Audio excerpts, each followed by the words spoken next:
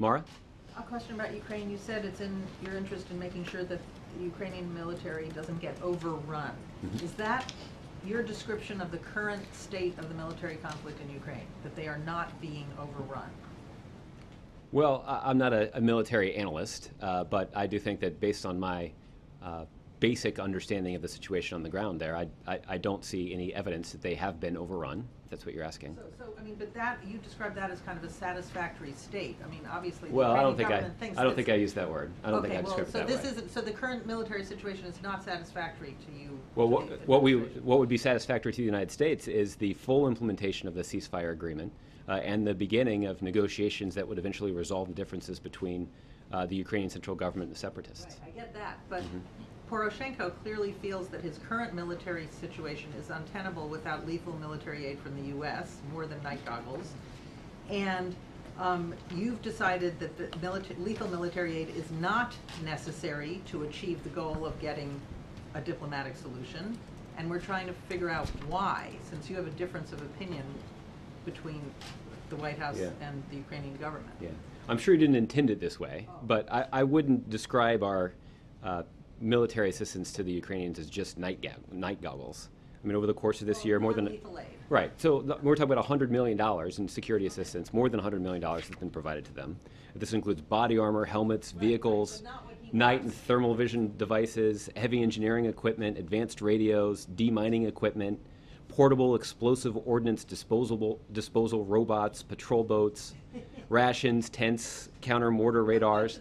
So a bunch of stuff. That's my point. That our assistance that we have provided to the Ukrainian military is extensive. Okay, do you believe that that assistance and the new stuff you're giving them now is going to create a situation that will get Russia to do what you want it to do at the negotiating table? You know, come and negotiate a ceasefire. Do you believe that this assistance is going to do the trick?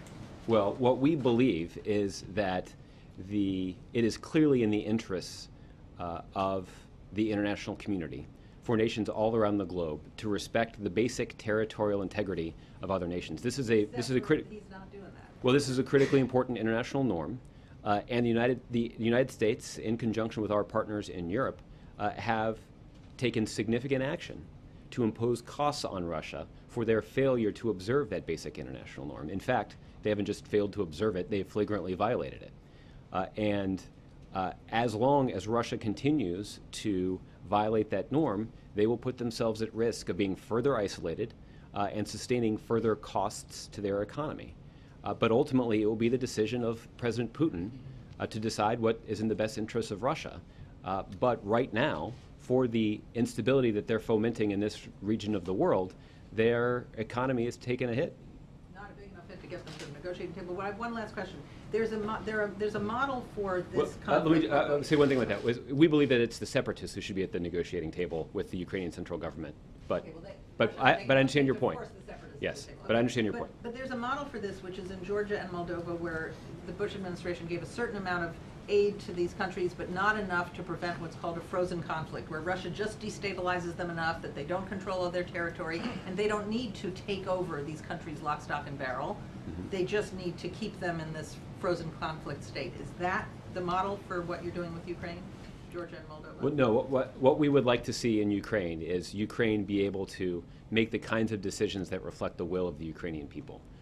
We believe that they can do that in a way that reflects the strong ties that already exist between Ukraine and Russia, and that strengthening Ukraine's ties with the West through the signing of association agreements and other strong economic ties should in no way have an impact on the ability of Ukraine to have a strong and fruitful relationship with Russia as well. Okay? Cheryl.